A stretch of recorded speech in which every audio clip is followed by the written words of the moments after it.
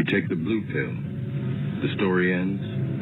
You wake up in your bed and believe whatever you want to believe. You take the red pill. You stay in Wonderland. And I show you how deep the rabbit hole goes.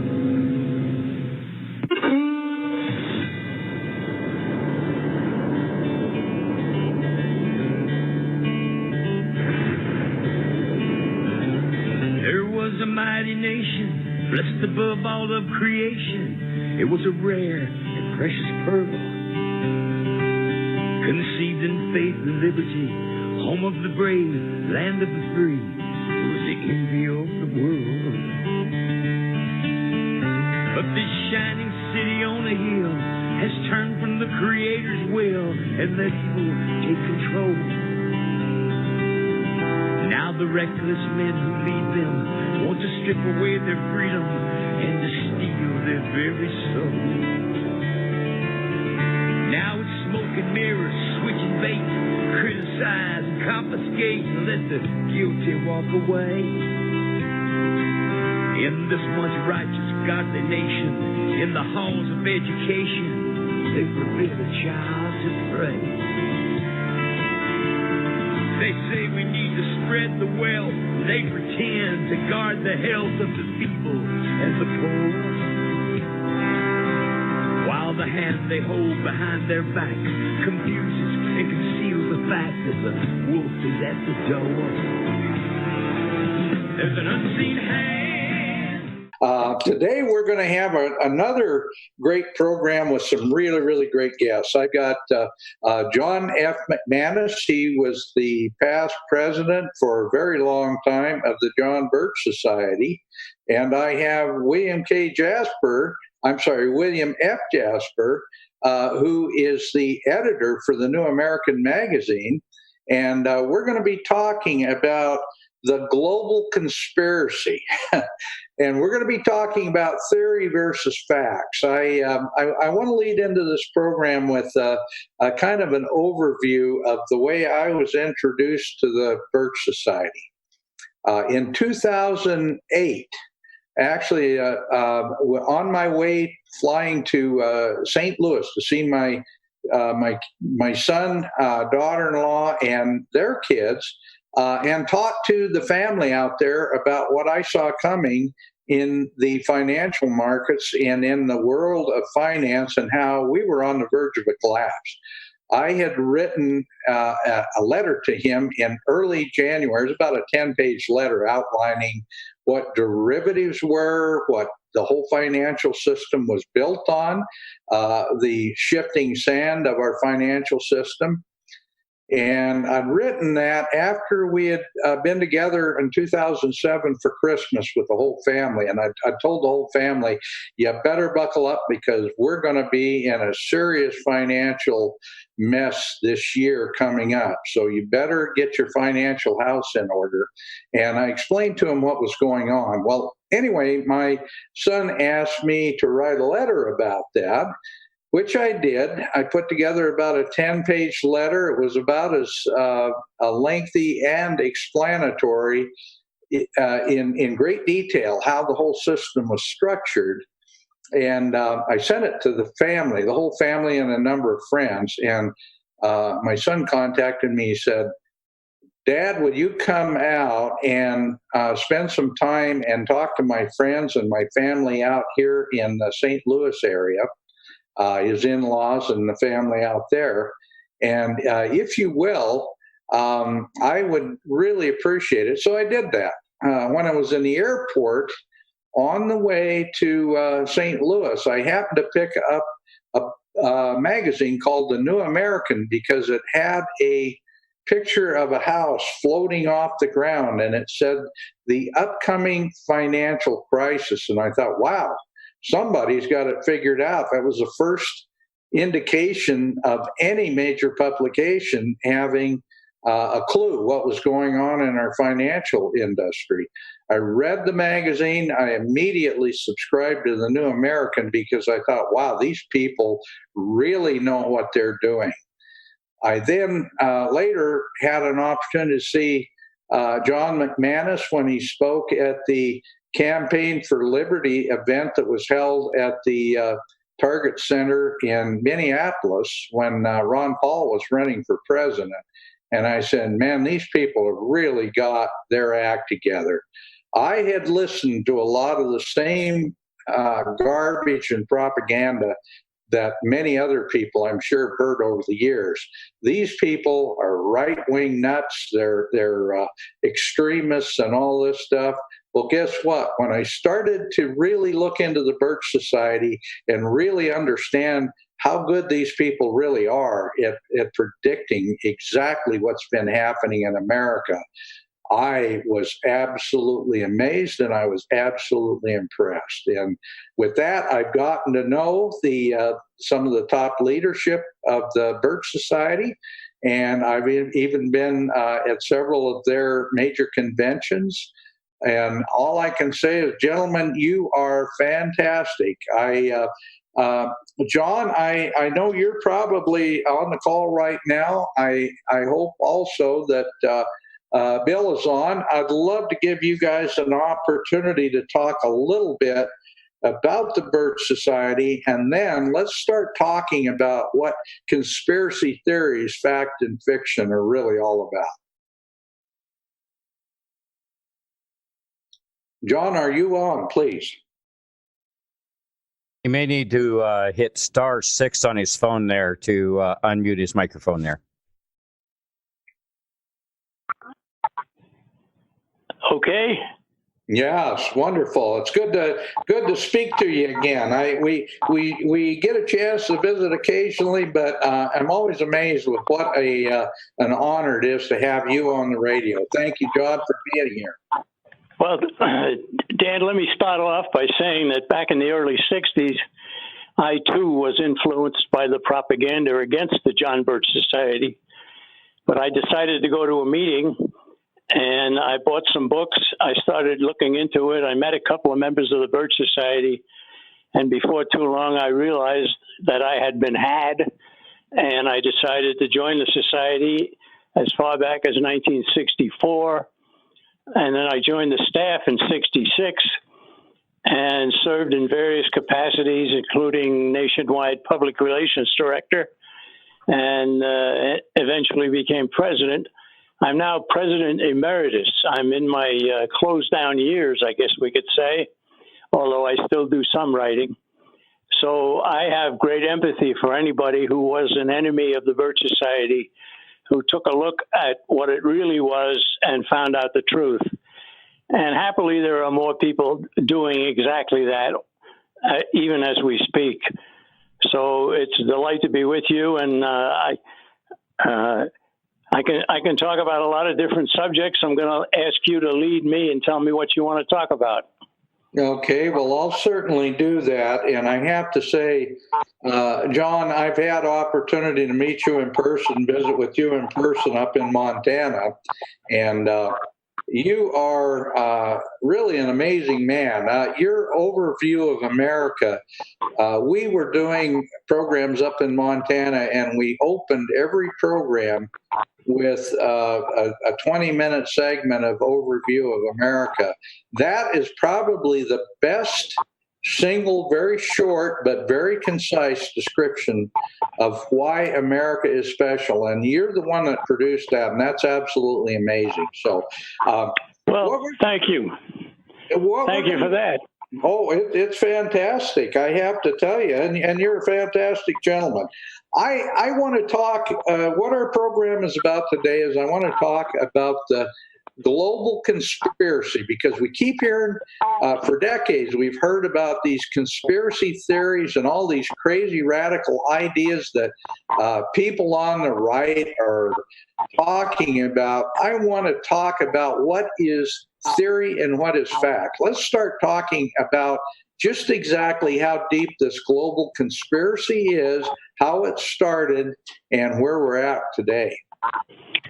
Well, where it started was in the Garden of Eden, as far back as that, thousands of years ago.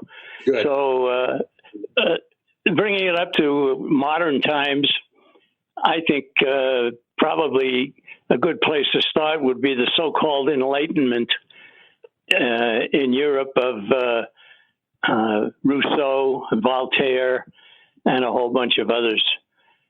They took over a civilized society, and they started getting people thinking wrongly and hating, especially hating the Catholic Church. And from them came the Illuminati conspiracy beginning in 1776, moved on into Europe, all over Europe, even had a branch here in America. And the goal was a new world order. The goal was socialism and world government. And that's what we face today. Modern parts of the conspiracy we're talking about would include the New York-based Council on Foreign Relations, the Bilderberger Group, the Trilateral Commission, and a whole bunch of other things. The Council on Foreign Relations was started in New York City in 1921, and there are now counterparts of the Council on Foreign Relations in Europe and in Canada and in other countries. And these people are determined. They're hell-bent on getting everybody to be a slave. They want socialism and world government, and they're proceeding as if nobody seemed to care. Well, the John Birch Society did begin to care, and that's what invited the smear attempt to knock us out of business. Came close to doing just that, but it didn't, thanks to the leadership of Robert Welch, the man who founded the society, and his foresight. He knew that getting something started to keep the American people informed about what was really happening would attract a lot of nasty attention. And boy, it certainly did come. As you said, it affected you, Dan. It certainly affected me. And some of our best members all across the country have been people who were former enemies of the John Birch Society until they were shown the truth. And people who have a good backbone are people who say, well, I was snookered once, and I'm not going to get snookered again. So how do you get in John Birch Society? And we're glad to have them. Well, you certainly made a believer out of me. I have to tell you. One thing I want to talk about, who is John Birch? Oh, that's a good question, and it deserves an answer, certainly. John Birch was a young Christian missionary from Georgia who went to China in 1940. Now, in 1940, the Japanese had already invaded China, and the war between the Chinese and Japanese was already underway. But the Japanese had more ambitions, as we found out on December 7th of 1941, when the terrible attack at Pearl Harbor occurred. And now now the United States, was now at war. And of course, because Germany and Italy had signed a pact with Japan, and the pact said, if you go to war, we'll be with you. Then we went to war with Japan, and immediately Germany and Italy were at war with us. So we had war on two fronts. But get back to John Birch. Here he was in 1940, going about missionary work for the Baptist Church and being quite successful at it. When in early 1942, the famous raid over Tokyo, conducted by General Jimmy Doolittle and some brave people, a couple of dozen American bombers left off aircraft carriers in the South Pacific and flew to Japan to drop some bombs on Tokyo and let the Japanese know that there was going to be a response to what they did at Pearl Harbor. So this was only a few months after Pearl Harbor. Now, the people in those planes were all told that they would obviously run out of fuel and they couldn't get back to where they had started, and there was no place for them to land safely. So they were told to fly their planes to interior China, go as far as you could, and when you ran out of fuel or about to run out of fuel, parachute out of the plane and let the plane go. And they did. And so Jimmy Doolittle, colonel at the time, he was the leader of one of the planes. He and his crew gathered together after having parachuted and they were hiding in a barge alongside a waterway in a small community and hoping to find some Americans, when a man who had seen them, maybe even talked to them, went to John Birch, who was having dinner in a small cafe all by himself. And the man said, "If you're an American, come outside. I need to talk to you." So John finished his meal and went outside, and the man told him there are Americans in that barge over there. And he pointed to it, and then he left. So John went over and knocked on the door. "Are there any Americans in there?" And one of Doolittle's men said, "Don't open it, it's a trap." And John kept pounding the door. "Are there any Americans in there?" And finally, one of Doolittle's men said, "There isn't anybody in China who can speak English with a southern U.S. accent. It has to be an American." And so he opened the door, and that's how they met. John Birch met General Doolittle and his crew, who was colonel at the time, and brought them back into safety with the American forces in China. And John Birch became a hero for doing that. But when he met General Claire Chennault, who was the head of the Flying Tiger organization, General Chennault said, "I'd like you to join our forces." And John said, "I'd be happy to do that. I want to be your chaplain." And Chennault said, "I already have a chaplain, but I need you. I need an American who speaks the language, who can do intelligence work for me." And John accepted, was commissioned as a lieutenant in the United States Army Air Corps in July 4th of 1942. He then served with absolute distinction, an amazing individual. Everybody in the American forces in China during that period had heard about this John Birch guy, and everybody who had met him was as impressed as anybody should have been. And so John Birch was reporting on troop movements of the Japanese. He was reporting on their bases, where they were, even looking off the coast and seeing ship movements and so on. And John did incredible work. He should have been given a Congressional Medal of Honor, but he never did get that. Now, the war ended in August of 1945. And finally, John was sent on a mission 10 days later to find out if these troops that were nearby were friend or foe. Well, he went up and he met the troops, and he found out that they were communist troops, part of Mao Zedong's forces at the time. There actually were three participants in the war in China: the Chinese nationalists under Chiang Kai-shek, the Chinese communists under Mao Zedong, and the American forces, and the Chinese American forces that were helping the good guys, the Chinese nationalists. So anyhow, John went on the mission to find out if this group of troops were friend or foe, and it turned out that they were communist forces of Mao Zedong, and they killed John Birch. He had a Chinese officer with him who was also attacked and given up for dead, but managed to survive. And he told what had happened about John Birch and how he had died.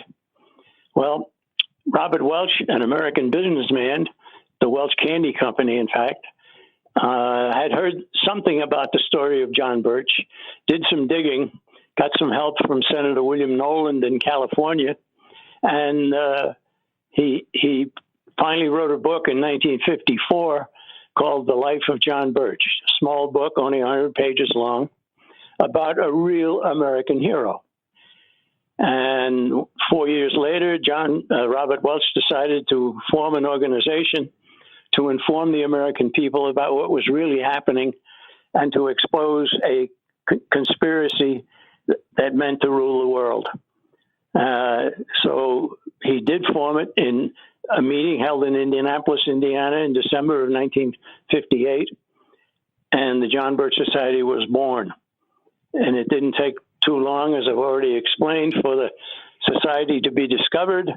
And when it was discovered, then we could probably say all hell broke loose. The John Birch Society was accused of every nasty thing you could possibly imagine. It was anti-Semitic. It was racist. It was even communist. Anything that was nasty that would resound to the American people was said about the Birch Society. Now, amazingly, the good feeling, the good sense of a lot of Americans said, if that organization is as bad as it is, I got to take a look at it. I got to see and prevent it from having any buildup in my community. So a lot of people wrote to the Birch Society and asked for information. And when they got the information, they were stunned. And then they got more information. Then they joined the society. Then they built a chapter of the society. The greatest growth of the John Birch Society occurred in the early 1960s, and it was due to being attacked. Mm-hmm. Well, in 1966, I guess it was, all of a sudden, the other side began to realize that their attacking of the Birch Society was being counterproductive. So they stopped. And pretty soon, the John Birch Society wasn't in the news anymore, or it hadn't been for a year or more. And then it became a difficult period. But the society survived and has led the fight against a lot of initiatives that would have been harmful to our country. We succeeded in quite a few, and we haven't succeeded in all of what we've tried to do. But we're still at it. We have members of the society in all 50 states and some foreign countries, by the way, and we continue to work. So there's a short glimpse about who John Birch was, how he became the symbol for the society. I had the pleasure years later of visiting with John Birch's parents at their home in Macon, Georgia. And it was a delight to do that. Mr. and Mrs. Birch were amazing people. They believed that their son died for a good cause, and that they were pleased that the society had chosen him as a symbol for the organization. Both of them, George and Ethel Birch, went across the country to many different locations to speak at Birch Society gatherings, Birch Society banquets, big dinners and so forth, and they were wonderful people. They're both passed away, of course, by now, but it was a delight for me to spend a little time with them and get to know them. Well, John, I have to say, I've gotten to know you. I've gotten to know Bill Jasper. I've gotten to know how really, truly dedicated you are to the restoration of our constitutional republic.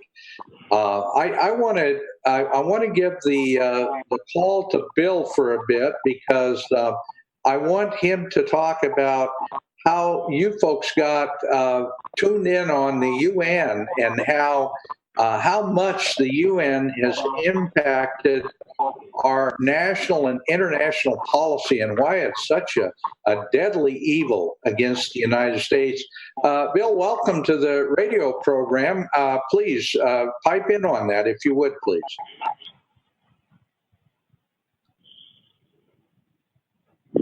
Again, I think Bill needs to hit *6 on his device there to unmute his microphone.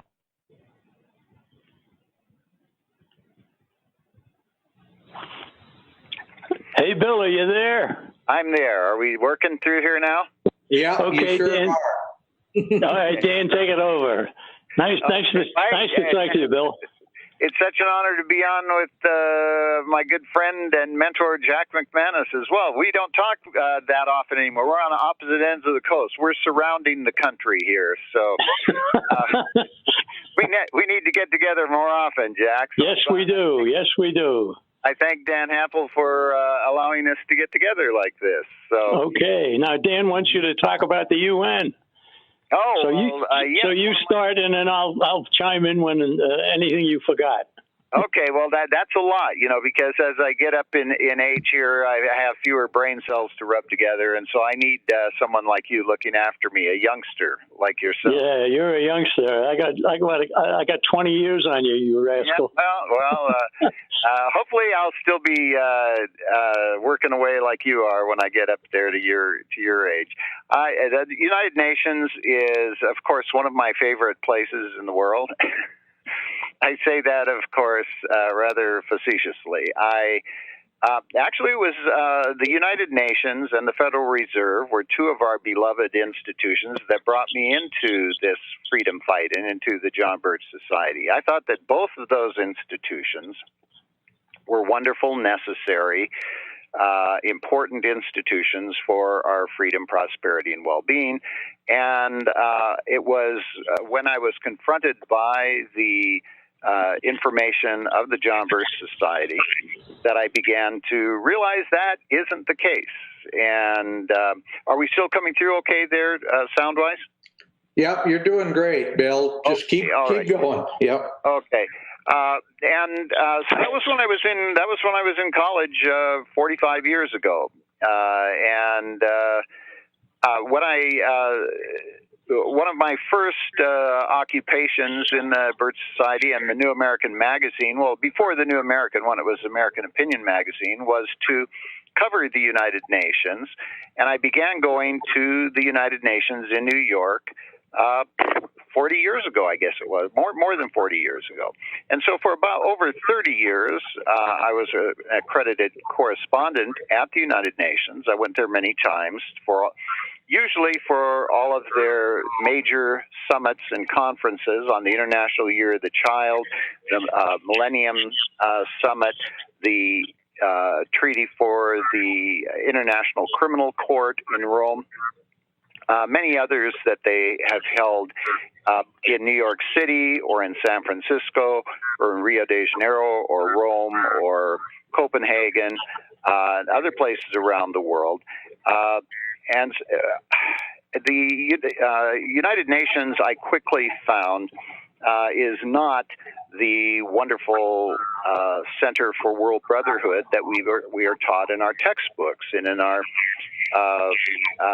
civics classes in high school and in college. Quite to the contrary, as my books and articles over the year, and as John McManus has pointed out in many of his talks and lectures and articles, the United Nations is a global threat to mankind. It is not mankind's last best hope for peace. It is the world structure for a world government, a world tyranny. And that was the subject of my first book in 1992, Global Tyranny, Step by Step, the United Nations and the Emerging New World Order. Long title, I know, title and subtitle, but it was hard to wrap it up in anything less than that. The United Nations is the instrument that globalists who want world government plan to use, and its subsidiaries and its many appendages, to create a global tyranny. And so I wrote that first book just after I had come back from the first United Nations Earth Summit. And that was the United Nations Earth Summit on Global Sustainability. So now, all these many years later, decades later, we find that sustainability is the watchword, the byword everywhere one goes. That's where it came out of, the United Nations Summit on Sustainability, the Earth Summit, clear back in 1992 when George H.W. Bush the Sr. was President of the United States. And he signed us on to a bunch of the treaties that came out of that summit. That was the summit. I was there when Fidel Castro came into the General Assembly of the Earth Summit, and it just broke out in pandemonium, in tumultuous praise for him. Viva Fidel, Viva Fidel. It went on and on. And it seemed everyone except myself in the whole Earth Summit General Assembly was ecstatic at being able to welcome Fidel Castro, the communist dictator of Cuba, the revolutionary terrorist leader worldwide, the drug runner worldwide, welcoming him to the Earth Summit. And what was particularly alarming and nauseating to me was that it was not just all of the participants there, the NGOs and the delegates, but the press corps as well, virtually an American press as well. Here you had the New York Times, Associated Press, PBS, all these folks there. They're all joined in jumping up and down and praising Fidel Castro. That's what we have come to expect at the United Nations.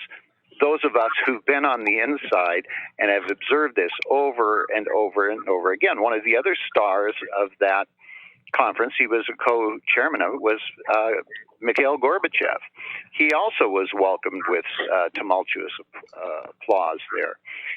And out of that, he and Maurice Strong, who was the chairman of the Earth Summit there, Maurice Strong, the billionaire Canadian globalist one-worlder, they put together the Earth Charter, which is the new 10 Commandments for the Earth, and they inaugurated their Earth worshipping, Gaia worshipping, New Age, pagan theology inaugurated there at the Earth Summit, which we have seen reenacted at all of the other UN globalist green conferences and summits.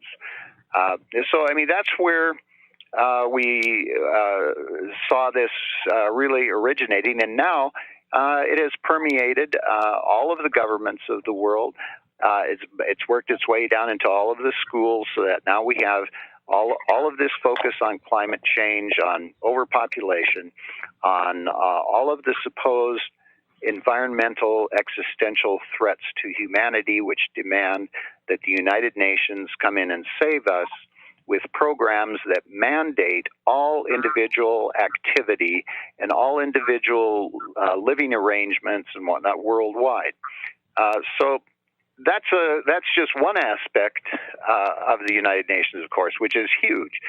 The environmental aspect of it, where they are claiming that we must have global solutions to what they say are global crises, and this can only be operationally conducted through the United Nations overseeing all of this. And that's why in the Paris Accord, for instance, and in all of the other UN environmental accords and human rights accords, you have UN monitoring arrangements where all nations are required to report every year on their monitoring, on making the achieving the United Nations benchmarks, and of course, they don't. Right now, they don't have the enforcement teeth that they want, but that's beyond the planning stage. It's already in the developmental stage, and once the United Nations, if we allow it to receive police and military powers beyond what they have already,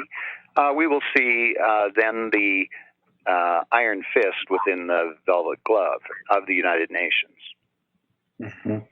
Bill, I would like to kind of go back a little bit just to help build the framework for the United Nations so our audience really understands just how deep the communist roots of the UN are. Let's go back to 1945 and Alger Hiss and the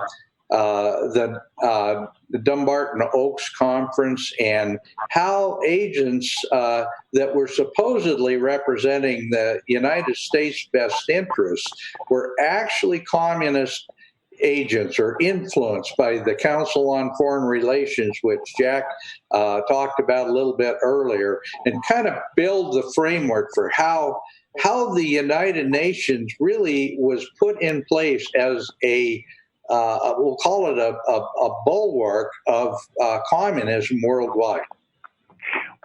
Well, that is a very big story, and that was the story incorporated in several chapters in my books. And of course, I built upon what G. Edward Griffin in The Fearful Master and what Jack and others had written in previous things. My So I don't know what all was covered in the first minutes before I was able to get online and get through my technical problems. But here's a very crucial thing for your listeners to understand, and that is that the United Nations was designed by communists.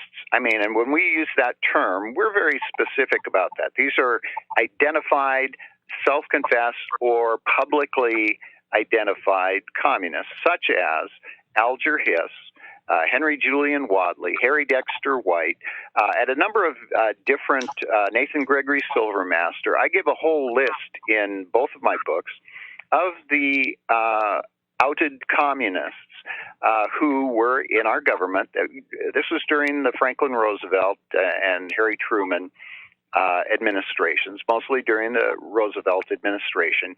He brought hundreds of communists into the government, many of them put in high-level cabinet positions, and others who were not actual communists themselves, but who were very friendly to and totally sympathetic with.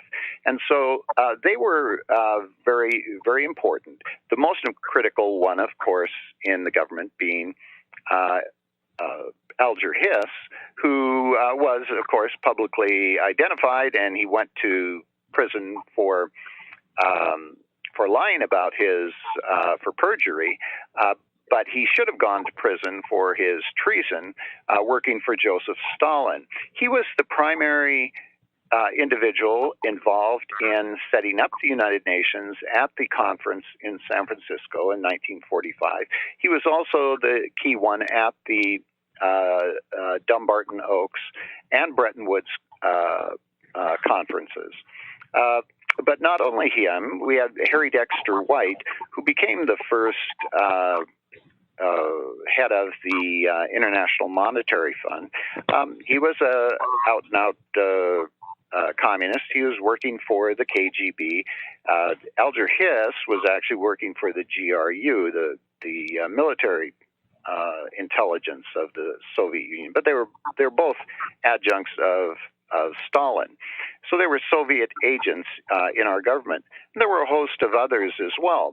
But the key thing that is even more important than that is that these high-level communists in our government were being protected by and promoted by people in our government who were not communists, at least had no public record trail showing them to be communists. In fact, many of them were top capitalists, big Wall Street bankers. And so, for instance, when we, and Wall Street attorneys, like, for instance, John Foster Dulles, big Wall Street banking attorney, was a big legal counsel for the major banks in New York City. He was the one who sponsored and protected Alger Hiss, and after he left after he was booted out of government when his communist pedigree was known, he was put in as president of the Carnegie Endowment for International Peace by John Foster Dulles.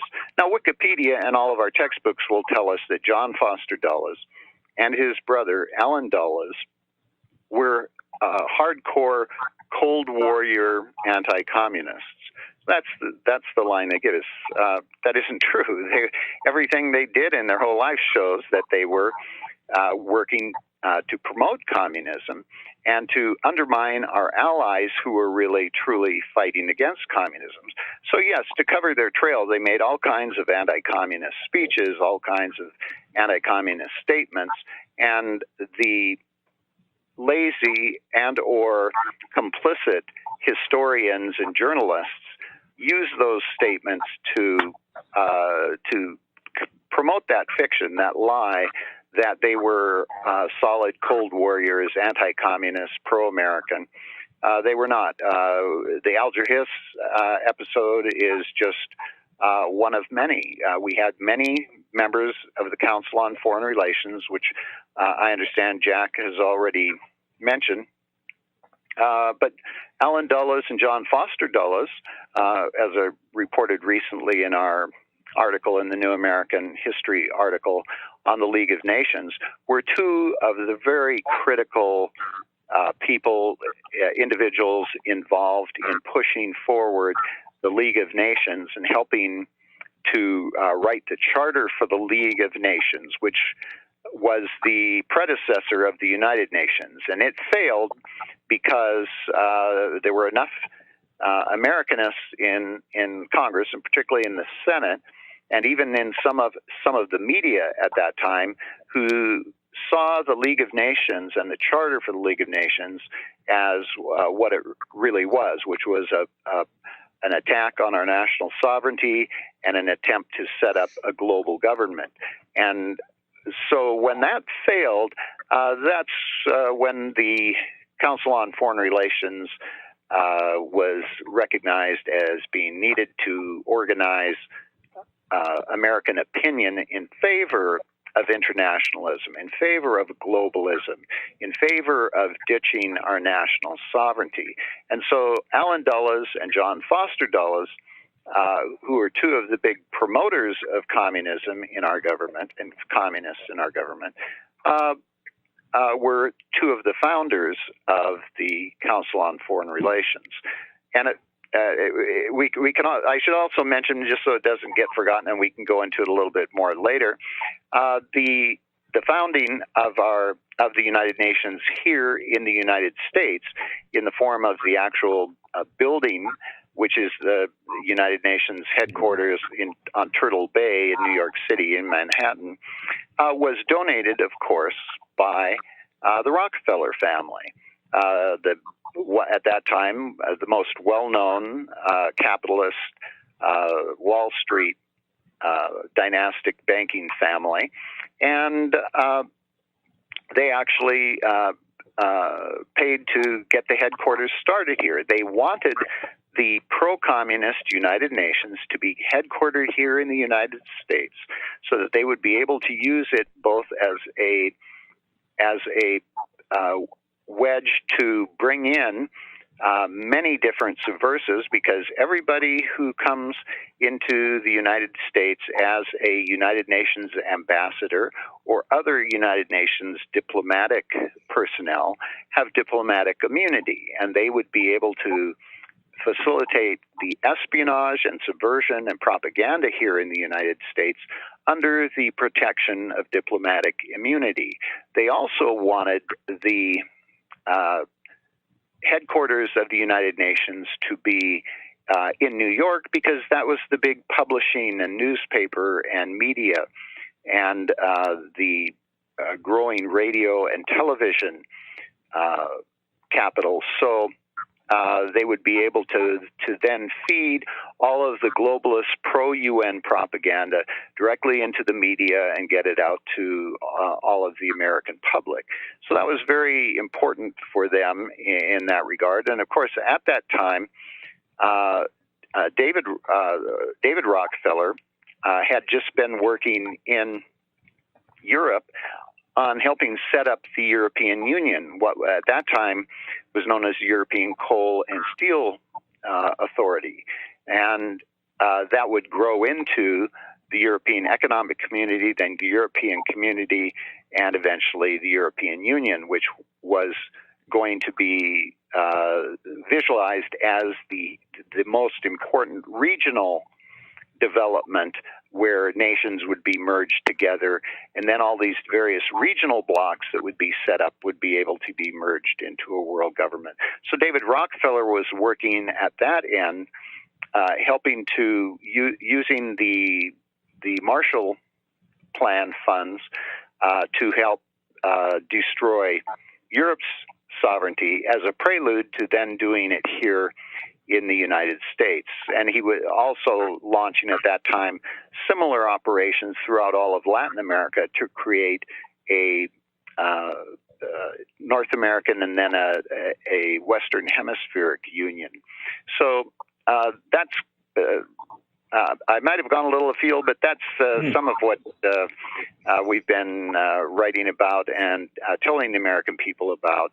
Almost uniquely, unfortunately, most of the other conservative groups, even many of the constitutional groups, have really not paid much attention to the United Nations, other than to criticize it and say they're anti-American and the United Nations is not our friend. But it's a much more serious threat than that. And thanks to the John Birch Society and the New American Magazine, I was able to, and its predecessors, I was able to realize the danger and to join in exposing it. And the John Birch Society has almost uniquely been pointing out that it is the United States which is making this possible. Our prestige, our money, our participation in the United Nations is what makes it possible for the globalists to use it as a fulcrum that they can leverage all of their programs throughout all of the world. So we see in countries, all the countries that I've traveled to, third world countries, whatnot, you see a vast UN presence there. I saw you holding up before my sound came on the issue that we did of the New American on building the global government, on the brink of becoming a global government. And it's very obvious when one goes to third world countries. You see the United Nations everywhere. The United Nations World Health Organization, UNESCO, UNICEF. All of these countries have become dependent upon the United Nations. So you see their tents there, you see their buildings there, you see their white vehicles and their white helmets and all of their personnel all over the place. And we are making it possible for the United Nations to be the indispensable institution in all of these third world countries. And so Americans often ask me, they say, well, why is it that in the United Nations there we're paying for all of this, and whenever they have a vote, it's about 199 to 1 there. They're always voting against us. And that was very apparent during the Cold War, when the Soviet Union and China and Cuba and other communist countries, openly communist countries, would join against us. But now, supposedly, the communist bloc is no longer a unified bloc, but we see still the same kind of anti-American, anti-Western, pro-socialist, pro-communist agenda reaping great rewards and being overwhelmingly supported at the UN. And that is because many of these countries are still communist. Many of them are socialist in that their ruling parties are members of the Socialist International, which again, we've been almost unique in exposing at the New American. The Socialist International traces its lineage back to Karl Marx very proudly. And they have a very dominant role at the United Nations. They're very pro-communist. So we see our tax dollars actually being used through the United Nations to build socialism worldwide. And that, of course, is not just a waste of our own tax dollars, which we could be using here, whether as tax dollars, but more importantly, if it were not being taken out of our pockets, we, the American people, American consumer, could do much more with it to improve not only our own lot, but as all studies have shown over and over again for decade after decade after decade, when it comes to actual helping hands, private charities, particularly through churches, but other private charitable groups, do far more good than any of the government programs. And that certainly is true with regard to the United Nations, where we have such an incredible, besides all the socialism, communism, subversion that we see going on there, we have incredible corruption, waste, and mismanagement and embezzlement, so that there are always ongoing scandals at the UN and prosecutions of people for embezzlement and mismanagement and corruption. But it never even touches on a fraction of the things that we've been reporting on there about what is accepted as official corruption and embezzlement and extortion there at the United Nations. Well, Bill, I couldn't agree with you more on all this, but I want to bring Jack back into the discussion because there's an important link that I want to get into, and that is the fact that George C. Marshall and really the American leadership were essential in cutting the legs out from under Chiang Kai-shek, who was the leader of Free China, and were actually promoting Mao as the leader of China, and how that whole thing came together, and how we are, in fact, we were supposed to be supporting Taiwan as the member of the Security Council. The UN representative was supposed to be Taiwan, and then the whole thing got shifted over to Communist China. So now we have basically a whole bunch of socialist countries controlling the highest echelons of the UN. John, I want you to talk a little bit about how the United States and George C. Marshall were directly responsible for the fall of Free China right after World War II. Well, Dan, the UN really wasn't very powerful at its initial founding, and that occurred in 1945. Mm-hmm.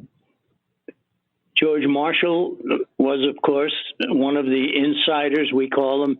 We would call them deep state today, who was involved in the Truman administration and helping to build up the United Nations as the last great hope for peace.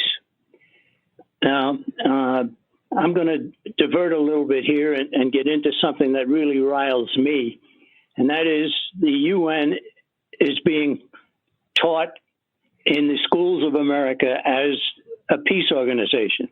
We've got to have the United Nations if we're going to have peace. All right? The U.S. Constitution is not taught in the schools of America, except in a few, and neither is the United Nations Charter. They're both about the same size. But you would think that if this peace organization, the United Nations, which is so heavily lauded in school books and textbooks, you would think that the Charter of the United Nations, the founding document for the United Nations, you would think that it would have been taught. It's not been taught, and there are reasons why it's not been taught. They say that they're a peace organization, but in Article 2 of the United Nations Charter, you find out that the Security Council can send forces here or there or wherever they want in order to enforce peace. Enforce is the word, and it's a very important word. Now, if you, Dan, or any of your listeners were United States senators back in 1945 when the U.S. Senate was asked to rule on whether we should join the United Nations, would you have signed on if you read the Charter and found Article 25? Article 25 is one sentence in the Charter of the United Nations. And it says, the members of the United Nations agree to accept and carry out the decisions of the Security Council in accordance with the present Charter. Would you, as a U.S. Senator, sign that? I doubt that you would, Dan. No. I doubt that. No. I know that Bill Jasper wouldn't. I wouldn't, and so on.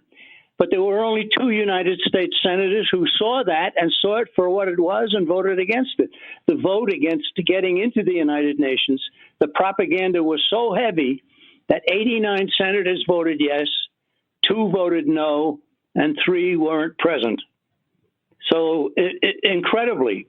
Now, again, go back to the fact that if the United Nations is so good, why don't we have the students study the United Nations?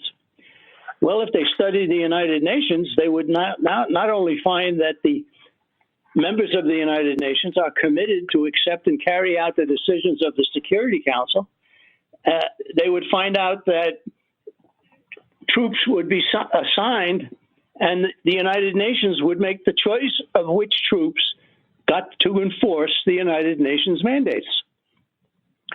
Have the American forces ever been required to enforce United Nations mandates? Well, they did a little bit of a tricky move here. The founders of the United Nations in 1949 started an organization called the North Atlantic Treaty Organization, NATO. NATO still exists, all right? And what was NATO? NATO was an organization controlled by the United Nations. You read that in the Charter, Articles 51, 2, 3, and 4. It's all right there. And NATO has always been a creature of the United Nations. So what happened in Korea in 1950, 1 year after NATO was formed? Well, North Korean communist forces invaded South Korea, who were non-communist or anti-communist forces. President Truman sent America's military. Where did he get authorization to do that? The Constitution of the United States says only Congress can get us into war. Congress didn't vote to go to war in Korea. So where did they get the authorization to do that? Truman turned to NATO. He said, if I can send troops to NATO, I can send troops to Korea. And he did. So we lost 50,000 Americans in Korea, and the war ended, shooting ended in 1953. The war in Korea has never been settled. It could break out again tomorrow. All it was an armistice of sorts. And so all United States military forces who have ever served in Korea have served in a NATO command situation. Their boss has not been the government of the United States. Their boss has been the United Nations. Now go ahead and where do we see next? Well, that was so successful, according to the leaders of the United Nations, they decided to start another similar organization called the Southeast Asia Treaty Organization, SEATO.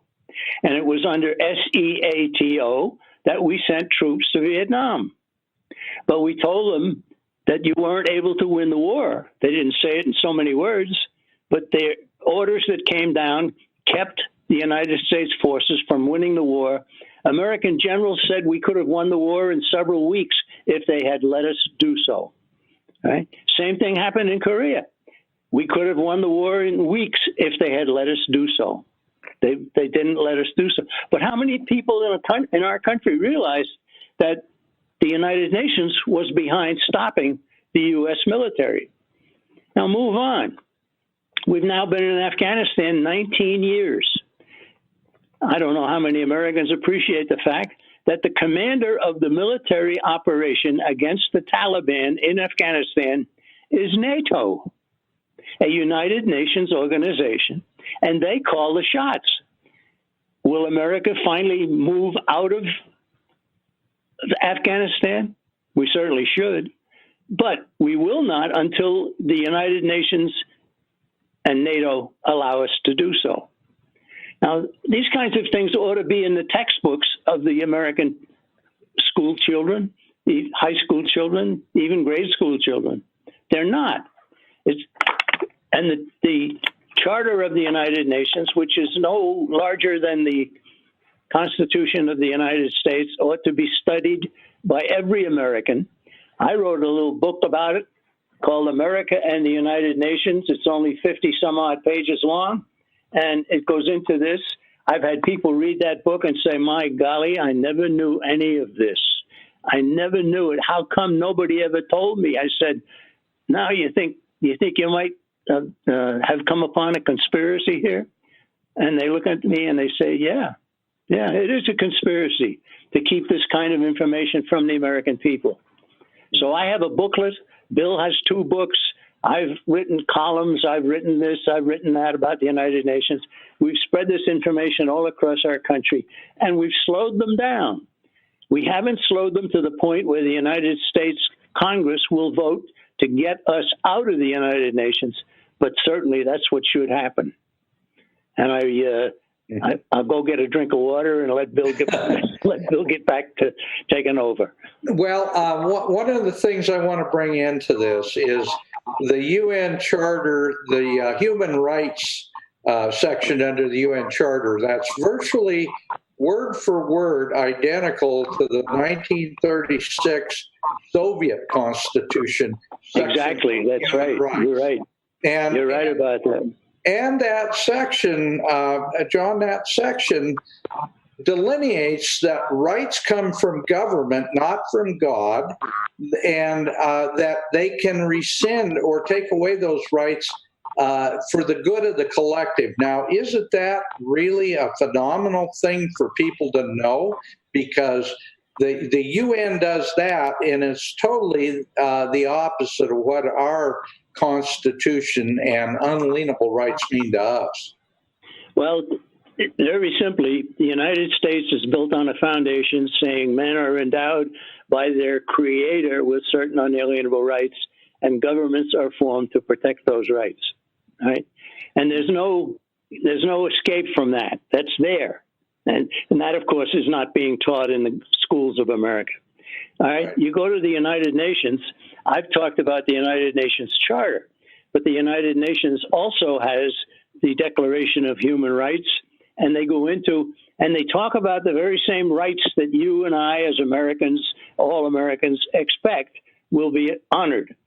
The right to speak, the right to publish, the right to practice your religion, the right to keep and bear arms, and so on and so on. It's all in these United Nations charters, but at the end of listing of all of these rights, it says none of these rights can exist if the United Nations abolishes them.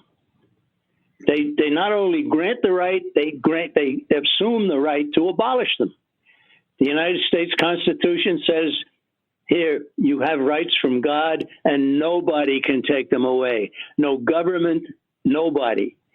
And that is extremely important. I'm glad you made me get into that, Dan. It is extremely important. And those rights that the UN talks about are not in the Charter of the United Nations. They're in subsequent documents published by the United Nations. The Declaration of Human Rights, for instance. That's where they say you have these rights, except if we pass a law that says you don't. And that's directly opposite the American system, which says you have rights given by God. They are unalienable. Nobody can take them away. Mm-hmm. That itself is reason to get out of the United Nations. Well, it is, and I'm going to leave. I'm going to just let either one of you jump in on this. But the fact is, we have very ample evidence that Marx was a Satanist. There are books written by a minister who has actually spent 14 years in communist prison. And he wrote a book called Marx and Satan. There are a number of books about that. But it turns out that Karl Marx, actually had written over 100 different publications and books. And one of those is a play that was dedicated to Satan. And in that play, it said that he was going to destroy humanity and turn humanity over to Satan. Now, that's right in his works. And the fact is that the communists have never let a lot of those works become public because they show a clear connection between Marx and Satanism, and what America stands for is a Christian love of mankind and a Christian foundation that was based on natural law and God's law, and that's what unalienable means. Okay, let's head that direction for a minute. Well, let me start off and just say that American schools, up until the Supreme Court decision in the 1960s, started off with Bible reading and prayer. Every day in the schools of America started off with Bible reading and prayer. It was contested by the American Civil Liberties Union and several other pro-communist organizations. And it went to the Supreme Court, and the Supreme Court threw out the prayer that had been constructed by a Catholic priest, a Protestant minister, a Jewish rabbi. They had a small prayer. They got together and they said, here's the prayer that we would like to have the students say at the beginning of the school day in the schools. And it was the prayer that was in the state of New York. I know the prayer. I've told a lot of people about it. It says, Almighty God, we acknowledge our dependence on Thee, and we ask your blessings on ourselves, our family, our government, and our country. That's really subversive, isn't it? But that was thrown out by the American Supreme Court, where there were pro-communists in the bench at the time, and there have long been pro-communists. We got a new president here named Trump, and Trump has appointed two men to the Supreme Court and pretty much changed what might come out of the Supreme Court, we hope anyhow.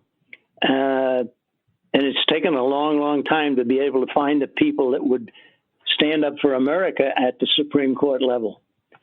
So, Dan, what you're talking about is what I just tried to explain. And if you want to ask further questions about it, I'll be glad to entertain them. Yeah, no, please do. I want to make the connection with what communism is. And it is, we have the statement a lot. I use it a lot on my radio program, and that is we are in a fight between good and evil, understanding that Marxism equates to Satanism, equates to a total destruction of the Christian faith, as well as every other faith, ultimately.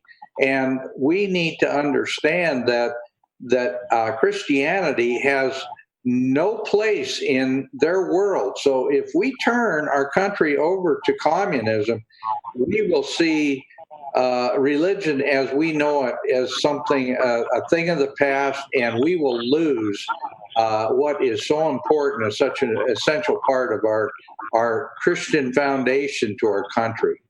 Well, we can lose our country, not to communism. They'll call it something else. They'll call it socialism. They'll call it whatever. I was on a radio show one time, and a fellow said, "What's the difference between socialism and communism?" I said, "Well, a communist is a socialist in a hurry." Mm-hmm. Very simple. I've used that myself, John. I know. Yeah, it's very simple. Very simple, right? And let's remember, USSR was not the Union of Soviet Communist Republics. It was the Union of Soviet Socialist Republics. And here we are in America today, where the leading candidate for the nomination to be president of the United States this year is an admitted socialist who on his honeymoon took his wife to Moscow during the Cold War. I mean, you see how poorly educated the American people are, that they would tolerate that they would vote for it, and so forth. I sit here in my home here in Massachusetts, and I say to myself, it's about time for the John Birch Society to start a movement to educate new voters, younger people, 18, 20, 30 years old, what socialism really is. And what it would mean for their future. All they have to do is look at Nicaragua, what happened there. Nicaragua, probably the most promising country for the wealth of the people and the good living that they had was completely destroyed by socialists who are now fighting to maintain that socialism while the people are starving and the people can't get medicine and the people, they've ruined the country. And they'll ruin our country, too, if we allow them to continue to do what the socialists always do. Mm-hmm. No, that's right. And certainly Venezuela, as well as Nicaragua, are obvious examples of what a failure socialism really is. Right. Did I say Nicaragua when I meant Venezuela? Is that? Okay, well, Nicaragua was certainly... Nicaragua, even before Venezuela, before they destroyed the government system. Venezuela was probably the most prosperous of all Latin American countries. And look what's happened to it. We don't want that to happen to America, right? But it is happening. And excuse me. You've got to realize that there are powerful forces at work to bring about socialism in the United States. It would have taken a giant leap forward under socialism if Hillary Clinton had won in 2016. It will take a huge jump if Bernie Sanders wins in 2020, or some of the others in that fight going on in the Democratic Party right now. Now, the John Birch Society is not a political organization, and we don't go around telling people to vote for this one or vote for that one. What we do is, here's the record of the people that you're being asked to vote for. Here's what they stand for. Here's what they've said. Here's what they do, and so forth. You've got to figure this out. If we persuade you that socialism is a good thing by simply listing all of what we consider to be bad about socialism, so be it. But we want the American people to know, and we want especially for a lot of young Americans. Young Americans, when they grow up until the mid-40s or early 50s, they're no longer socialists. They know that America became great not because of what government did, but because of what government was prevented from doing by the Constitution. That's a very simple thought. And it's a very important thought, and we hope many more Americans will begin to realize it. Mm-hmm. Okay, Bill, it's your turn. I want to mention Alex Newman, who is, I think, the best hope we have of educating young people and making them realize just how evil socialism is. Bill or John, I want you to talk about the difference between fascism and so-called communism. And what I tell people is the difference that I see is that fascism is national socialism and communism is international socialism, but they're both opposite sides of the very same coin. And when they start calling people fascists, really the people that are doing the name calling, most of them are part of that whole program. Go ahead. One of you talk about that. Well, let me just briefly say that what we're trying to do in the John Birch Society is preserve freedom and preserve American freedom, a republic with understanding the Constitution of the United States. That's the positive part of what the John Birch Society is all about. In the economic sphere, we try to get people to understand that oligarchical control over a productive system, the economic system, is all around us. It's surrounding all of the countries of the world, and it certainly has had its impact here in the United States. There are several kinds of socialism, one of them being fascism. Fascism is government control without government ownership. And we saw that happen in Italy, right? Mussolini didn't own the businesses. He simply told them what to produce and when to produce and how much to produce and who to hire and who to fire and what prices to charge. And he said, the rest is up to you. There was nothing left, right? So fascism was left-wing economic control of the capital and the business community. And then the next one is Nazism. We're being told, everybody in America is being told the Nazis are right-wing. No, they're not. They're left-wing, right? Nazism, the word means National Socialism. That's where the acronym came from, National Socialism, right? And they went one step more than Mussolini. They owned some of the big businesses. They controlled the rest, and they were economic tyrants just as much as Mussolini was. Then you get to socialism, where the major industries are owned by the government. The medical industry would be government-owned. The power companies, the fuel companies, they would be owned by the government, right? And then you finally get to communism, which is all of the productive society is owned by the government and therefore all controlled. So you've got four forms of state monopoly: fascism, Nazism, socialism, and communism. And amazingly, communism is the only honest one. It says that it wants all capital owned by the state and all controlled by the state. The others have shadings of what they want.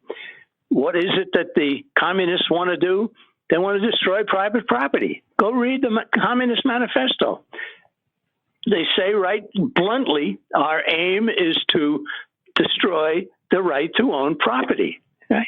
If you can't own property, you can't start a business. If you can't own property, you have to live at the government's behest, and so on. So what we've got here, we got an economic system that should be called a republic, not a democracy. Our founding fathers hated democracy, and it should be combined with freedom, competitive capitalism, where the capital is held privately and controlled privately. The opposite of that is an oligarchy, a group of powerful individuals who've taken control, and then they take control of the economic sense, and they have high prices, poor quality, shortages, no private property, and so on. So we've given a course in economics, and we've given a course here in political science, and now I'll turn it back to Dan and Bill. Okay. Bill, I would like to mention the fact that Prince Philip was one of the original founders of the World Wildlife Fund, and he is quoted as a direct quote as saying that private property, and I guess I am going to have to paraphrase a little bit, private property is evil and should be ended for the good of mankind because it is a accumulator of wealth and power. Now, let's talk about that. How internationalism, how international communism, and incidentally, Philip is a communist. He was a communist when he lived in Greece. How they are also promoting the heck out of the rabid environmentalism that we're seeing today. Bill, are you there? I think Bill went to get a drink of water. Uh-oh, okay. Well, John, I guess I'll let you lead it a little bit, and then we'll turn it over to Bill when he gets back. Okay. Well, you're talking about Princess Philip in England. Mm-hmm. Yes. Right. He's head of the Worldwide Wildlife Fund. That's UN connected. Their son is Charles, and Charles was a big buddy of Armin Hammer, who was a friend of all of the Soviet dictators, right from Stalin into Gorbachev and so forth. They're all peas in the same pod. Whether or not the next generation of the leaders in England are also connected with all of this stuff, I really don't know. I wouldn't say at the time. Bill probably would know. Excuse me. John, I want to mention the fact that Al Gore Sr. and Al Gore were also huge friends of Arm & Hammer, and in fact, big stockholders in the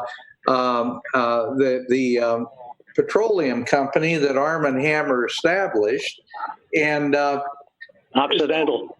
They're Occidental, and they're all tied together at the hip, and they're all promoting the same kind of rabid environmentalism. And, they're the big ones that are pushing the climate change initiative to try to shut down really private enterprise worldwide and put all global production of carbon under the control of the UN and use that as a funding mechanism for the UN. So let's talk about that.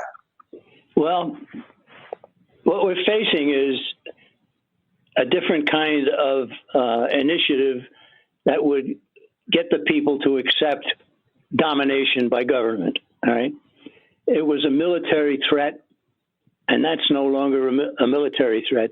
The military threat of the Soviets and possible nuclear war and so forth, that's pretty much gone by. The John Birch Society would take had taken a tremendous role in pointing out that whatever the Soviet Union had, we gave them in the first place, and we should stop doing it. All right. So then they have to come up with new ideas to scare the people and to get them to accept total government. What are some of the new ideas? Well, the world is overpopulated. Right. That's what they're saying. And you've got to do something about this tremendous growth of population throughout the world, right? So you get somebody like Jacques Cousteau, the Frenchman who was an oceanographer, I guess they called him. And he's supposed to be a nice, sweet little guy, just pedaling around the world in his Calypso boat and so forth. But he wrote an article for the United Nations UNESCO magazine out of Paris. And in it, he said, it's a terrible thing to say, but I'm going to say it anyway, and that is we have to reduce the population. I think we have to eliminate 435,000 people per day in order to get from 7 billion people on Earth down to 1 billion. He actually said that, which means that he's not a nice little oceanographer. He's a savage, right? He's a UN savage. Mm-hmm. And the UN is the only organization I can think of that would publish something like his statement. And they did publish it. And I have a copy of it in the French UNESCO publication and a translation. So then what's the next thing that they're peddling now to get us and scare us into accepting world rule? Well, it's climate change, right? People ask me about climate change, and I said, yes, climate changes. One year you have a hot winter. Next year you have a cold winter. One year you have a hot summer. Next year you have a cool summer. It changes, and nobody is affecting that except God Almighty. Now, people are saying that, carbon dioxide is getting into the atmosphere. Carbon dioxide is food for plants.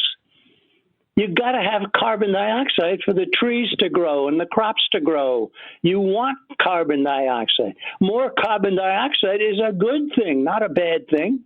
Right. And yet carbon dioxide has become the enemy of mankind. So now climate change. I saw recently where the screwball in America, Alexandria Ocasio-Cortez, we call her AOC, by the way. AOC came out and said that in less than a decade, Miami's going to be underwater. The sea is going to rise 2.5 feet. She actually said that, right? I know. Now, if the sea rises 2.5 feet in Miami, it's going to rise 2.5 feet in New York, and it's going to rise 2.5 feet in London, and 2.5 feet everywhere else on Earth. And it isn't happening. It isn't even close to happening. Mm-hmm. The amount of water for 2.5 feet rise in Miami is enormous. It would mean that the oceans and the seas, wherever, would have to rise in order for Miami to be flooded at the coast, and it's not going to happen. Mm-hmm. Al Gore has said that we only have a decade, and he said that 3 decades ago. And yet he's made a lot of money out of peddling his screwball ideas. He wanted to do, in his book, An Inconvenient Truth, he wanted to do away with the internal combustion engine. Mm-hmm. Is he pro-UN? Does he want the UN to take over and rule mankind because of climate change worries? Of course. He goes to all these UN conferences, and then you've got stupid young females like AOC coming along and listening to the wrong people. Some of our people down in New York City area, where she's from, have tried to get through to her and tried to talk some sense into her. She's not interested. She's on a roll, and she's going to continue that role. And now she's out supporting a man who is an identified socialist, self-confessed socialist, for president of the United States. On and on we go. And the media doesn't tell the American people about it, and that's evidence of conspiracy. Absolutely. Well, that's why we're talking about theory versus facts. Bill, I want you to weigh in on this discussion, because I know you've been to many of these conferences, and you know all about the attempts to use climate change to promote global government. Is my sound back on? Yes. Oh, okay. Very good. Very good. I must have toggled a switch on the screen somewhere. Sorry, but I couldn't get through the mute, apparently. Well, yes, there are many things that come out of these UN conferences. But before I jump into that, make sure I get back to it. In the last segment, when I couldn't get back on, I was having the sound problems. There was a number of comments made that I just wanted to piggyback on, and one was your mention of Marx and Satan and Satanism, and the gentleman you were referring to who wrote the book Marx and Satan, which is a very important book, is Reverend Richard Wurmbrand, who was tortured, also wrote the book Tortured for Christ in Romania. And that is he put together the research from many different sources, but one of the sources that he relied on a great deal was Robert Payne, who is an establishment historian and wrote a number of books, a couple of books on Marx's satanic fixation.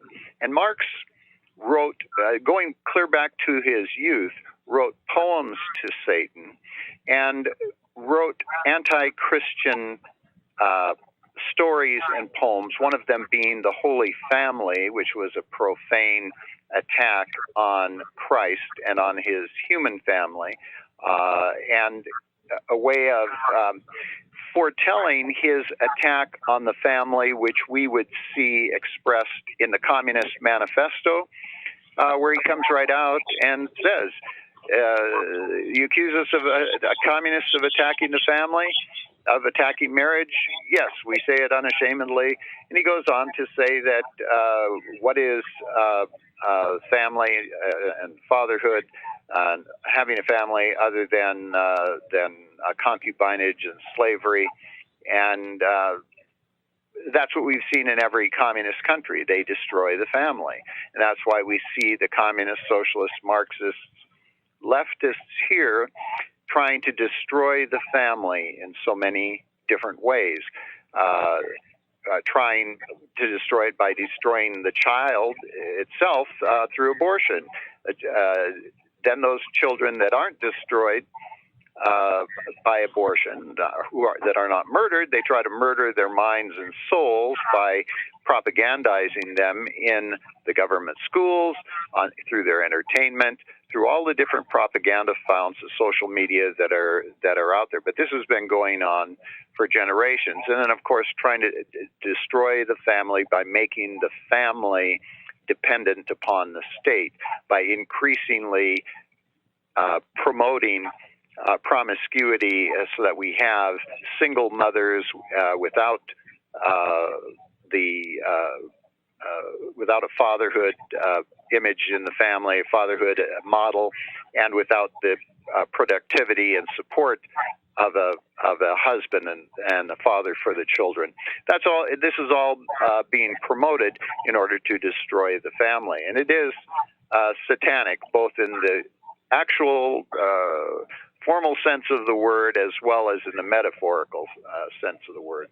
Also, I heard on there during one of the segments reference to Nicaragua and Venezuela. But Nicaragua is, again, another example where we can show both the communists and socialist effects in action. The Sandinista government, which is now currently still running Nicaragua, I was there in 1989 when the transition came back away from the Sandinistas, when the Sandinista communists took power in 1979, overthrew Anastasio Somoza, and instituted their communist junta there, and Daniel Ortega became their eventually their president. Outright communist, fraternal brother of Fidel Castro. He ruined the country for 10 years, and then Violeta Chamorro, who had been on the one of the Sandinista leaders and turned against him, briefly became president, and that's when I went down there for her inauguration. I met many of the governmental leaders, including her, at her home. I was the only journalist invited to her home the night before the inauguration, where all the cabinet members were there and all of the key people of the government. But thanks to our State Department, once again, the Sandinistas were helped into power and have been in control there now for the last 13 years. The Sandinistas there have ruined the country, ruined the economy. They are not in as desperate straits as in Venezuela, but not a whole lot better. But one of the things that we learn from this, the Sandinistas, even though they call themselves Marxists, and many people refer to them as communists, they share many fascist characteristics as well. And one of the characteristics of fascism as a political and economic system is that it is often referred to as corporate socialism or corporate fascism. And that is, as John McManus explained, under fascism, the government doesn't own all of the land and the productive facilities and capital outright. It doesn't own it all, but it controls it all. And that's what we see with the Sandinistas and many of the other communist and socialist regimes. They recognize that fascism is more efficient in that if we allow people to have a little bit of property, they'll do more themselves. And if we have all of our big corporate ownership of all these major industries and infrastructure and means of production with our corporate cronies, then we can have socialism, but some of the beneficial features of capitalism as well. But what in all of those systems, what is critical to them, and this is what we see in the United Nations with all of their sustainable development and everything else, the key issue here is central planning. Central planning. We're going to have this brain trust of so-called experts that are going to plan everything for everybody. And so we see when this was implemented here in the United States under the New Deal of Franklin Delano Roosevelt, his Secretary of Labor, Frances Perkins, wrote in her book about her memoirs. She says, during our first cabinet meeting, Roosevelt and I believe it was Harry Hopkins came in. Anyway, she said a copy of Gentile's fascist state was handed around to everybody at the first cabinet meeting, and all of the New Deal Democrats, the brain trusters, and everything, they were very high on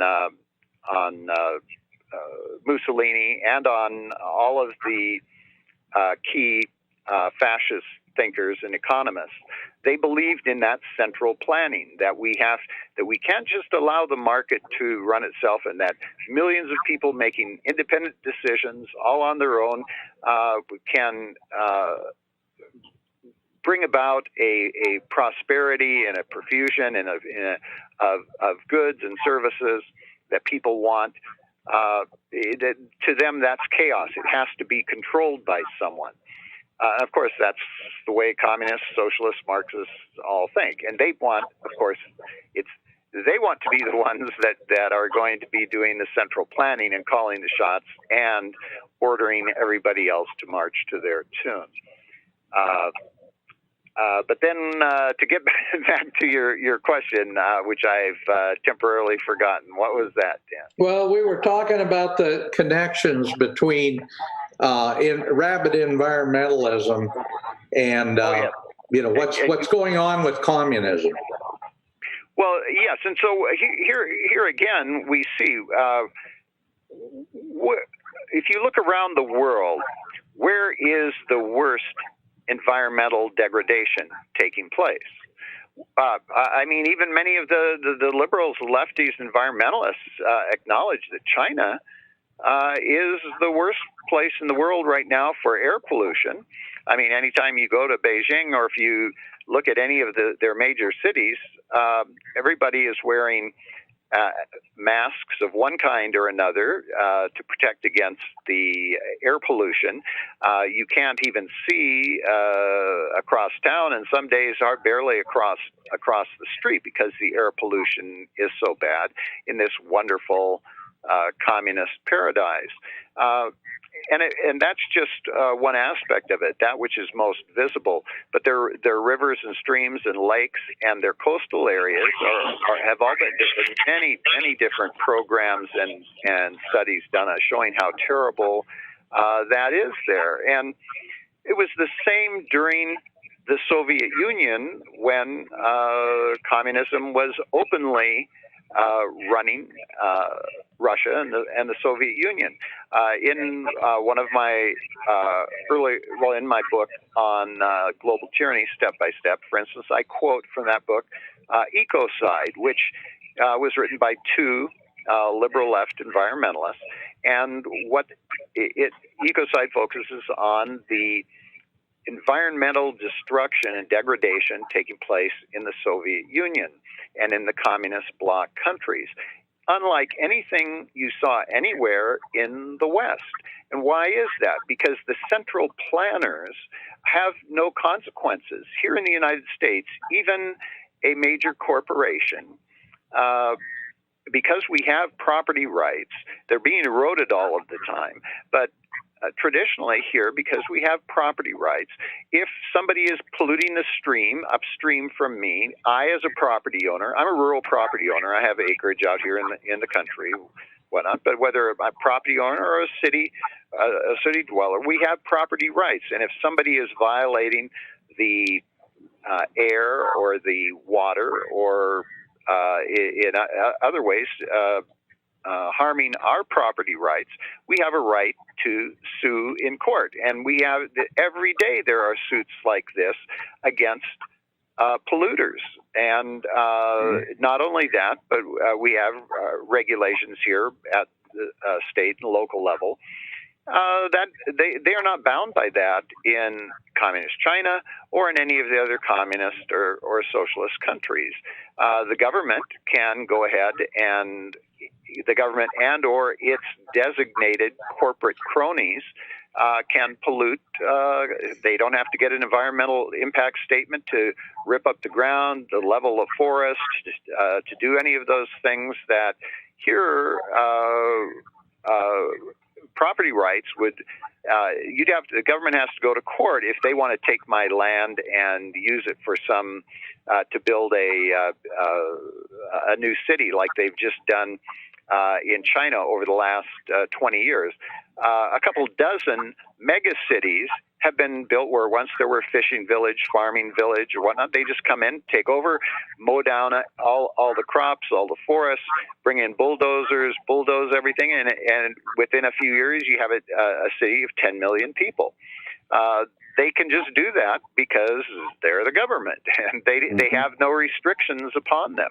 We can't do that here, and so that's why you see everywhere the communists are in power. We have environmental degradation on a scale far in excess than you see in any countries that have anything resembling a free market. No, you're right, Bill. And I want to bring another point into that because you're touching on it right now. And that is the fact that the biggest polluters in the world by far are communist and socialist countries, especially the People's Republic of China. And yet they get a free pass by the UN, and not only do they get a free pass, but they're actually kind of the darlings of the UN, and the UN is turning more and more leadership positions over to the communist Chinese. Isn't that a pretty darn good indication that the UN is a communist organization, and it isn't about the environment, it's about communism taking over the world? Well, yes. I mean, that is one of the really incredible stories. And you mentioned earlier Alex Newman. Alex, I'm so glad that he has taken over a lot of my former functions of attending these UN meetings and following the UN, because after doing it for several decades, I needed a break from that. I'm not that much of a masochist that I wanted to keep doing that, but he is doing a wonderful job. And one of the areas that he has really reported on extensively and excellently is on communist China's huge inroads into the leadership positions of the United Nations. He's done a number of stories on it. I have as well, on all of the various leadership positions throughout the United Nations, the World Health Organization, the Food and Agricultural Organization, UNESCO, many other branches of the UN where communist China's Communist Party members have been put in charge or in high-level positions there, and at the World Bank, the International Monetary Fund. This, again, shows the very real nature of what we have been reporting on for decades, that the United Nations is not just dominated by the communist countries and their delegates, but it is promoting communism in just about every one of its programs. And when we look, for instance, at the attempt by the United Nations to take over the internet, communist China has put its people in charge there. The United Nations welcomes them there. When it comes to control over the world food supply at the FAO, communist China, they really wanted to get in control there, and it worked. So when it comes to the environment, again, we should ask, why is it that China is given a pass? Why is it that they are considered by the UN to be an undeveloped country or a developing country?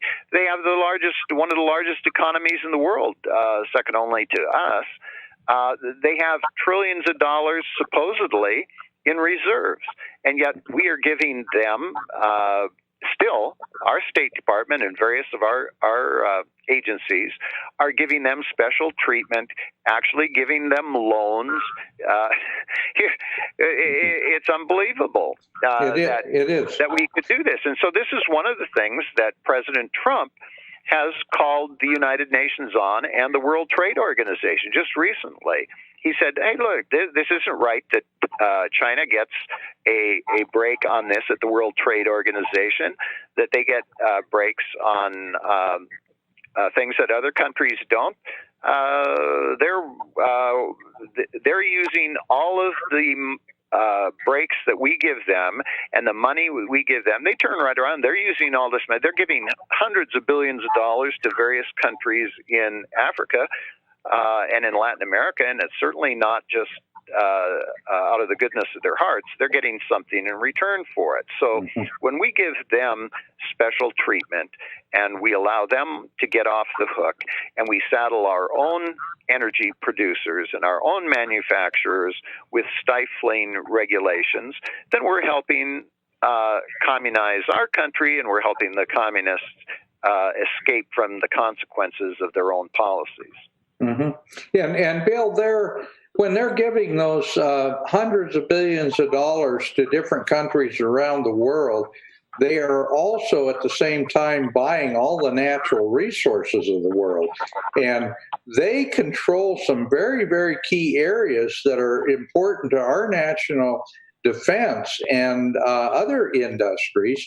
And when you mentioned the fact that the Communist Chinese government is the number 2 economy, but they are far and away the biggest polluter in the world now. Isn't that true? Oh, yes, very much so. In fact, they are ordering, while we're being told we have to close down all of our coal plants, even our more modern, advanced coal-fired power plants, they're ordering dozens of them. They have China and India is another socialist country. It's not quite as bad as China, but India and China account for, I did a story on it just recently, but I won't try to quote the figures because I'd probably get them wrong. But China and India account for a huge percentage of all the new coal-fired plants that are going up. And a lot of their coal-fired plants still use bad technology in terms of pollution. So, yeah, there's a huge double standard there, and they will say, well, China and other countries they need to be compensated because they have to catch up because they have a long ways to go. Well, as we said, China has been helped for the last 4 decades, and particularly in the last 3 decades, with a huge transfer, like something we've never seen before in human history. The only time we've seen it before is when conquering armies come in and take all of the loot from one country and take it back home. We've never seen anything before where a country strips itself of its manufacturing base and technology base that took generations to build. That's what we've seen here in the last 30 years. And we've been writing about, documenting it at the New American. It's come out in some of the other media too, but most of them say, oh, it's wonderful. It's part of this new free trade agenda, the globalization that's going to make us all wealthier. We don't need those old Rust Belt manufacturing and technology. Well, you know what? When it comes time to fight for your existence, when you need bullets and tanks and planes and drones and things that are actually made out of material things, they don't just materialize by magic from CGI. You can't just conjure them up by DreamWorks or some of these Hollywood productions. You actually have to have real on-the-ground, brick-and-mortar manufacturing. You actually have to take things out of the ground, take minerals out of the ground, take minerals out of the sea. You have to grow things to feed your armies and to feed your population.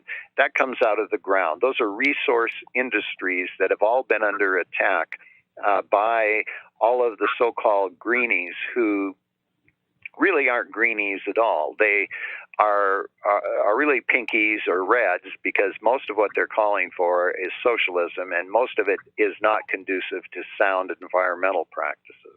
Mm-hmm. Yeah, no, it's very definitely that way. Our producer, Thumper, had a question that he wanted to ask one or both of you gentlemen. Thumper, do you want to come on and ask that question, or you want me to do it? Well, actually, that's a question from one of the folks out in the live chat. Oh, I see. Okay. And if you want to go ahead with that, Dan, go ahead. Yeah, I sure will. Okay. They want to know about you to comment on Larry McDonald and the work that he did with G. Edward Griffin on the and the shooting down of the Korean airline flight 007. Do you know anything that you want to comment on that? Well, there's a lot that we could say about it. First of all, for many of your listeners may not know who we're referring to. We're talking about Congressman Lawrence P. McDonald, known to most of us as Larry McDonald. He is a medical doctor, a surgeon, and a very brilliant man. I worked with him. Jack McManus worked with him also. He became the chairman of the John Birch Society, and he was chairman when he was shot down on the Korean Airlines Flight 007, flying from Alaska over to Seoul, Korea. And he was shot down by a Russian MiG. And it is important to know, I believe he was shot down, that the plane was shot down knowing that he was on board, and that's precisely why the plane was shot down. What was he going to Korea for? He was going there for a meeting of the World Anti-Communist League. Larry McDonald, besides being chairman of the John Birch Society, and my colleague, your other guest on here, Jack Manis, has been president of the Birch Society. He's now president emeritus, and he'll correct me if I get any of the details wrong here. But Larry McDonald was also recognized as one of the most important political figures and conservative figures, patriotic figures, constitutional figures in the world at that time. He was still a very young and vigorous man, and very brilliant, and he had become he was on the board of well over a dozen different conservative organizations, and he was on the House Armed Services Committee. I believe he might have even gotten chairmanship there for was vice chairman of the House Armed Services Committee. Anyway, he was one of the most respected members of the House of Representatives at the time, and he was also very important, and I worked with him in this capacity with the Western Goals Foundation. The Western Goals Foundation was a foundation that he set up to accomplish a number of different things. One of the things that he wanted to do was to try to reestablish privately one of the functions of the House Committee on Un-American Activities, the Senate Internal Security Subcommittee, and other House intelligence operations, which had been tasked with investigating communist operations in the United States and the threat of communist and subversive activities throughout the United States. And I was involved with him at that time, just as just out of college in the 1970s. I went to undercover to Communist Party USA meetings, Revolutionary Communist Party, the Socialist Workers' Party, the Trotskyite and Marxist and Maoist communist organizations, primarily on the West Coast. And what I and others like me did was gather this information, the things that investigators for these House and Senate committees used to do, and then we put all of this information together and then put it on computer. And so Larry McDonald was one of the first members of the House to recognize that we needed to computerize all of this stuff back in the early days of computers, and to put all of this information together so that we could make intelligent and important decisions on national security and intelligence matters. And he brought together some very important and distinguished people onto the board of Western Goals Foundation, people such as General George Patton III, General Patton's son, a number of other people like Admiral Thomas Moore, former chairman of the Joint Chiefs of Staff, and others like that who were prominent Americans. And our goal was to try and do what government entities had been doing, but during the 1960s and 70s, 50s, 60s, and 70s, the Communist Party and all its adjuncts and all of the media had taken upon themselves the task of destroying all of these important committees and making it, that's where they just kept harping on McCarthyism. It's terrible, terrible, terrible. And of course, Joe McCarthy was a good man, a good patriot, and he was exposing all of this, which now we know from the Venona intercepts and whatnot, that everything that Joe McCarthy said was right, and how he went about doing it was right. One of the big lies that Joe McCarthy did all these terrible things and he destroyed people's lives, that's all false.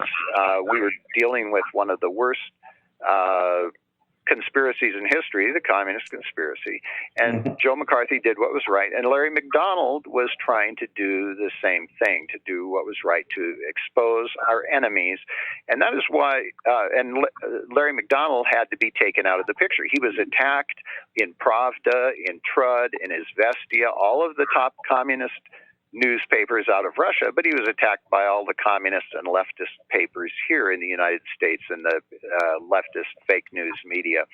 But he still forged ahead and was making progress. And finally, when all of the character assassination didn't work, I believe that is why the plane was shot down, to take him out of the picture permanently. Bill, let's not forget that there were 280 people aboard that plane, and not one of them has ever been seen again. Yes, and so one of the outcomes of that, of course, is that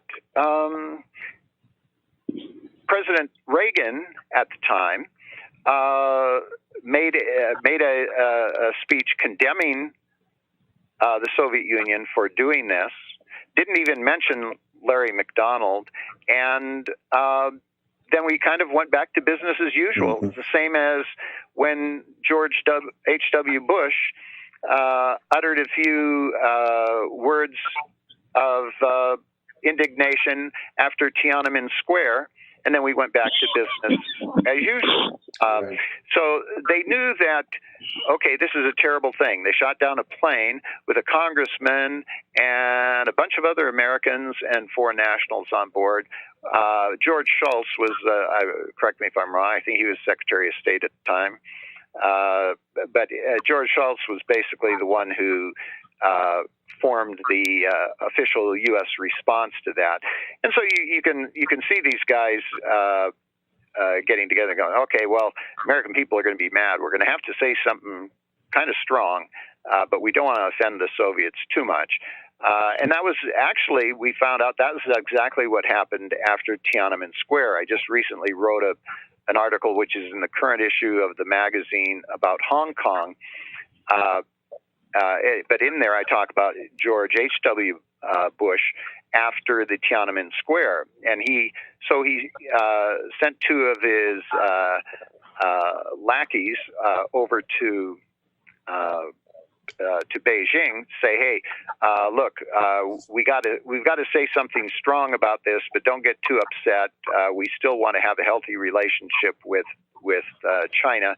And so George Bush issued a statement, and the communists in Beijing knew that, okay, he has to say this for public consumption, but it's not going to affect us. It's not going to hurt us. We're not going to have any policies really changed. After people forget and the anger dies down, we'll just keep going merrily along our way, and that's what happened. We suspected, we knew that's what had happened. But it was many years later when the State Department memos were released and under Freedom of Information Act, and then we find out that's precisely what happened. Bush says, "Okay, yeah, we got to give the American people something. They're going to want us to be angry, so we'll be angry. But tell Deng Xiaoping that, hey, we'll be back working things together again very soon." That is exactly the level of corruption that we see worldwide in our government, in world government, and we see it in our government. And thank goodness Donald Trump, it looks like, at least is attempting to expose some of that. Gentlemen, I hate to say it, but we're about out of time. Bill or John, I'd like to have both of you maybe talk a little bit about how people can learn more about the Birch Society, and then we'll wrap the show up. All right, well, let me do that. This is John. Contact the Birch Society, P.O. Box 8040, Appleton, Wisconsin. Ask for information, or you go on the internet, jbs.org. You go to thenewamerican.com. I even write articles for thenewamerican.com. I'd be happy to have anybody ask me about why I'm writing this or that and so forth.